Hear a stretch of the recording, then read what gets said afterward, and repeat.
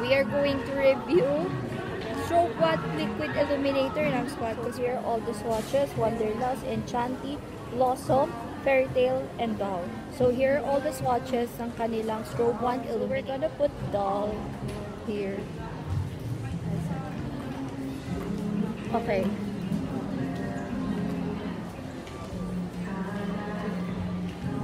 This is a pretty shade of pink, as you can see. Mix natin si Fairy Tale. Magano pa lang dalawa, ang dami tumimo. Okay.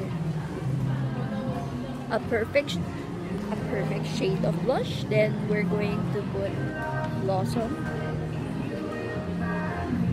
Let's see. In fairness, gives me glow with this bagong release ng Squad Cosmetics. Para siyang formula ng serum blush. Especially this shade. Kapareho-pareho ko ng favorite ko na color sa serum blush nila. Yung kanilang release noon. And I super duper love the glow. And the packaging, it's giving me Charlotte Tilbury. I love it. And you should try this one.